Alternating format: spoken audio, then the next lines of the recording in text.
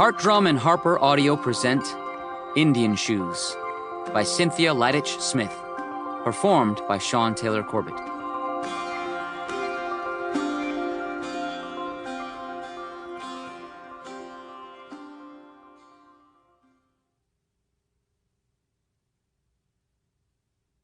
For my grandparents, Dorothy and Melba, Clifford and Ray, and my step-grandpa, Herb. With thanks to Ann Bustard, Tony Buzzio, Francis Hill, who suggested collage, my aunt Gail Macaulay for telling me about the barbershop, my very dear friend Greg, my agent Ginger Knowlton, the HarperCollins Children's Books marketing team, Marissa Miller, Courtney Stevenson, and especially my editor, Rosemary Brosnan, who believed that these two characters belonged in children's literature and found a place for them. Indian Shoes. Ray and Grampa Halfmoon traipsed down the cracked sidewalk of a steel and stone city. Ray tracked Grandpa's steps, danced to the rat-a-tat-a-clang of a trash can band, and skipped beneath the ruffling branches. "Let's duck in here," Grampa Halfmoon began, "and say morning." When the wind whistled into Murphy Family Antiques, Ray and Grandpa whistled in with it. At the welcome mat, Grandpa said, "Morning," to Junior Murphy.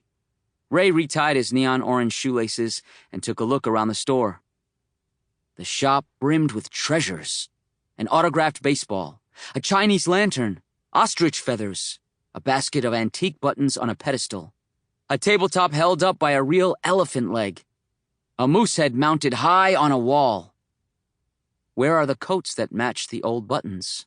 Ray wondered. What happened to the rest of the elephant? Who took the body of the moose glaring down? Grandpa asked, "Do you see that?" A pair of men's moccasins waited in a glass box on a pedestal. The card read, "Seminole moccasins from Oklahoma.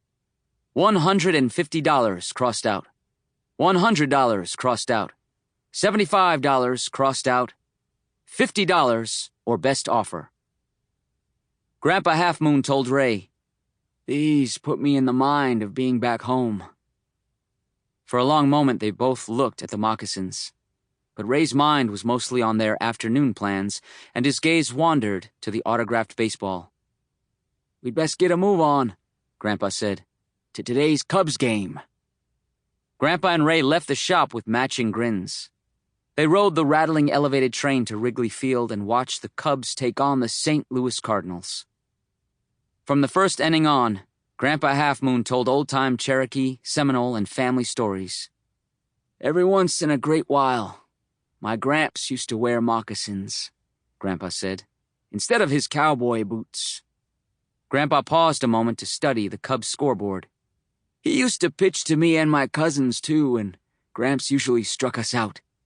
Then he'd jump in the lake to cool down afterward, just like us kids.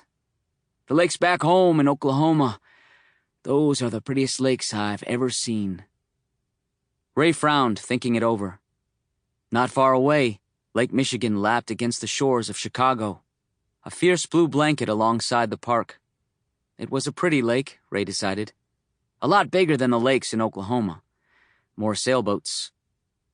After the seventh-inning stretch, Ray and Grampa Halfmoon ordered hot dogs. "Now, these Chicago hot dogs," Grandpa said. "They're dandy, but every now and then I get a hankering for some of that crackle-fried bacon your Aunt Wilhelmina likes to make. You know, that woman fries everything she cooks. I saw her fry a whole turkey once for Christmas, and it was sure enough some big bird." Ray bit into his hot dog. He knew all about Aunt Wilhelmina's cooking. Ray and Grandpa drove their pickup down to visit her and Uncle Leonard in Oklahoma once or twice a year. What he didn't know was why Grampa Halfmoon was thinking so hard today about Aunt Wilhelmina's crackle-fried bacon. When the wind carried a home run baseball into the stands, Ray almost caught it. Cheers filled the air, but Grampa Halfmoon didn't make much of a fuss. He was homesick, Ray realized. Ray wiggled his toes inside the high tops with the neon orange shoelace. Sample complete. Ready to continue?